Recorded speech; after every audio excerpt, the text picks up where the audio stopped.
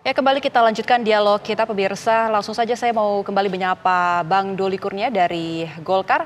Bang, tadi Abang menyebut bahwa Ridwan Kamil sudah melapor ke Pak Erlangga. Nah, lalu respons Erlangga Hartarto ini seperti apa? Apakah mungkin juga akan legowo atau tetap pada hasil Munas Golkar nama Erlangga yang boleh maju menjadi capres ataupun cawapres? Karena kita tahu juga dari elit Golkar lainnya juga ada yang mendukung Ridwan Kamil untuk maju.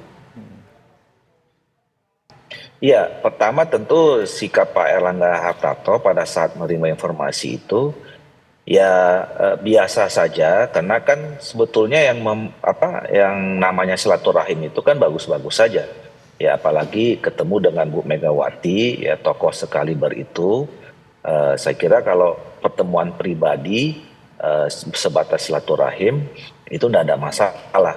Nah, tetapi kalau urusan pilpres, sekali lagi saya katakan tadi, ini kan urusannya uh, urusan formal resmi antar partai dengan partai politik gitu.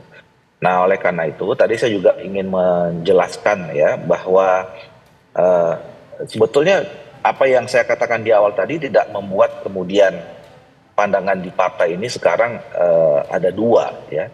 Itu bisa mengakomodir dua-duanya.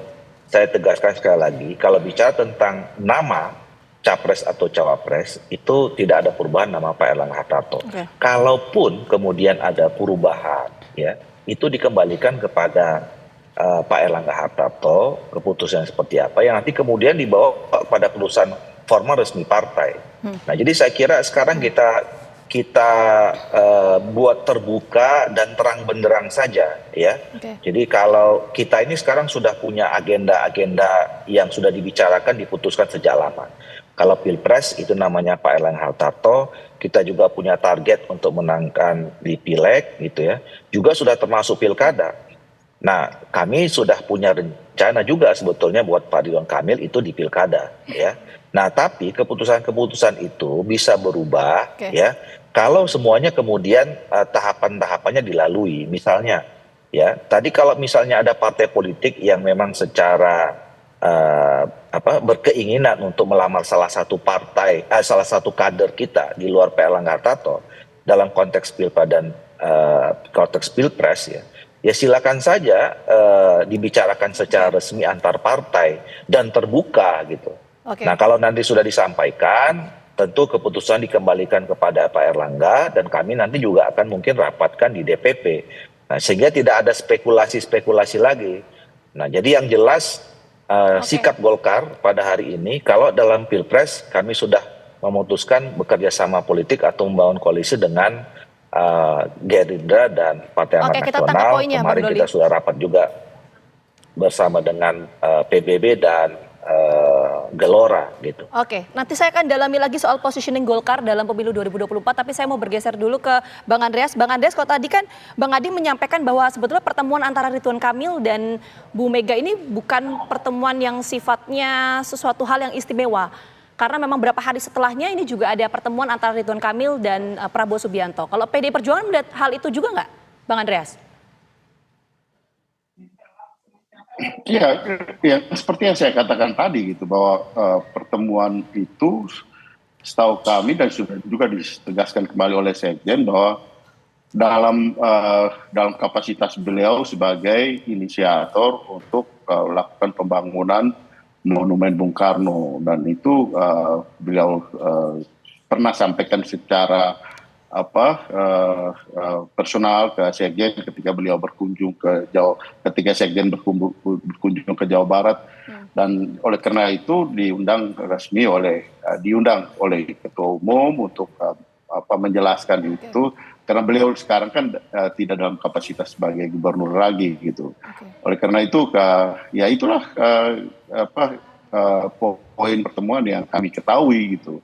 Bahwa di luar itu saya kira Pak Erlangga sendiri juga Pak Ridwan Kamil sendiri juga tidak membuat pernyataan bahwa ada tawaran seperti itu secara resmi sehingga sebenarnya ini menjadi pembicaraan hangat di publik ya karena kita tahu juga ini kan persoalan lebih banyak persoalan teman-teman di Golkar gitu, di dalam bagaimana ya mencari ruang-ruang di dalam dan peluang-peluang yang bisa dilakukan di dalam proses pencalonan presiden dan wakil presiden ini. Buat PDI Perjuangan sih, saya kira kita sedang di dalam proses ya, keputusan itu ada di tangan ketua umum dan kemudian juga bersama dengan para ketua umum partai-partai yang mengusung Mas Ganjar, sehingga that's not our problem. Oke, kita mau beralih dulu ke Bang Adi, Bang. Kalkulasinya menurut Abang kira-kira mana yang lebih menguntungkan? RK mendampingi Ganjar atau Prabowo Subianto? Ya, sebelum itu sebenarnya kalau kita membaca argumentasi yang disampaikan oleh teman-teman Golkar, Bang Doli khususnya, bahwa Prabowo Subianto ketemu dengan Ridwan Kamil itu disarankan supaya Ridwan Kamil itu nggak jadi cawapres, tapi maju pilgub. Dalam konteks itu ya saya kira gugur sudah bahwa wacana tentang Ridwan Kamil dengan Prabowo Subianto.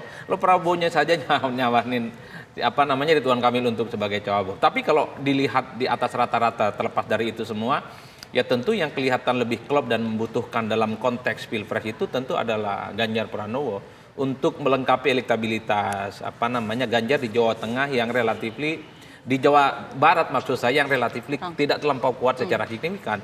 Saya di berbagai kesempatan selalu mengatakan kalau Ganjar dan RK ini berkoalisi maka sangat mungkin ini akan menjadi duet yang akan menjadi penguasa Pulau Jawa karena Ganjar kita tahu kuat di Jawa Timur, Jawa Tengah dengan asumsi Ridwan Kamil menang di Jawa Barat. Maka 3 provinsi besar ini kan jadi battleground, menjadi backbone di mana memang jumlah pemilihnya kan hampir 45% dari jumlah pemilih secara nasional. Oleh karena itu, ini tentu menjadi duet yang menjadi barang bagus ya. Kalau dengan Prabowo, tentu ini hanya akan menebalkan suara Prabowo di Jawa Barat. Sementara kita tahu kekalahan Prabowo 2 kali Pilpres itu kan lemah di Jawa Timur dan Jawa Tengah. Pastinya yang dicari oleh Prabowo adalah sosok cawapres yang bisa menambal di 2 wilayah itu. Oleh karena itu, kalau kita membaca angka-angka statistik, tentu pasangan Ridwan Kamil dengan Ganjar adalah jauh lebih rasional dan lebih realistis dalam konteks membaca angka-angka statistik. Nah, terkait pertemuan Ridwan Kamil dengan Megawati yang sempat saya singgung di awal, mungkin mula-mulanya ini cukup serius dan cukup spesial karena saya sebutkan bahwa tidak semua orang bisa bicara secara empat mata dengan Megawati, tapi ketika ini bocor kepada publik, ketika misalnya Ridwan Kamil juga bertemu dengan Prabowo, seakan-akan pertemuan dengan Megawati itu tidak terlampau jadi spesial. Hanya sebatas pertemuan biasa-biasa saja jadinya. Apalagi elit PDIP mengatakan, ya namanya Ridwan Kamil jalan-jalan. Jadi nanti kita lihatlah ya siapa sosok cawapres yang akan mendampingi Ganjar Pranowo, termasuk juga Prabowo Subianto. Sekali lagi terima kasih banyak untuk seluruh narasumber, ada Bang Adi, Bang Doli, dan juga Bang Andreas sudah bergabung bersama kami di Kabar Petang. Sehat selalu.